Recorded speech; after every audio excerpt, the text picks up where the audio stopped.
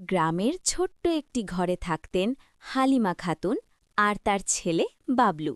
মা সকাল থেকে রাত পর্যন্ত কাজ করতেন, আর বাবলু ঘুম, খাওয়া, মোবাইল, আবার ঘুম। মা মাঝে মাঝে বলতেন, বাবা, একটু বাজার থেকে ডিম এনে নিবে? কাল যাব। কিন্তু সেই কাল আর কোনোদিনই আসত না। একদিন মা হঠাৎ অসুস্থ হয়ে পড়লেন। জ্বর, কাশি, উঠে দাঁড়াতেও কষ্ট। বাবলু প্রথমে বিষয়টা তেমন গুরুত্ব দিল না, কিন্তু দুপুরে সে দেখল ভাত নেই, পেট চোঁ চোঁ করছে।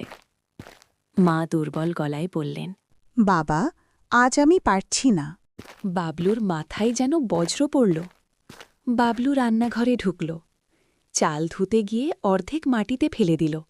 ভাত পুড়ে একেবারে কালো, ডালেও লবণ দিতে ভুলে গেল। ধোয়ায় পুরো ঘর ভরে গেল। পাশের বাড়ির খালা এসে বললেন, এইভাবে কি সংসার চলে? বাবলু লজ্জায় মাথা নিচু করল। সে তখন বুঝতে শুরু করল মা প্রতিদিন কত কষ্ট করেন। রাতে বাবলু মায়ের পাশে বসে রইল, মায়ের কপালে পানি দিল। সে ধীরে বলল, মা, আমি খুব ভুল করেছি। মা মৃদু হেসে পড়লেন। বাবা, ভুল বুঝতে পারাই বলো কথা। এদিন বাবলু প্রতিজ্ঞা করল সে আর অলস থাকবে না। কয়েকদিন পর মা সুস্থ হয়ে উঠলেন। এক সকালে উঠে দেখলেন ঘর পরিষ্কার, চা বানানো, বাজারের ব্যাগ প্রস্তুত।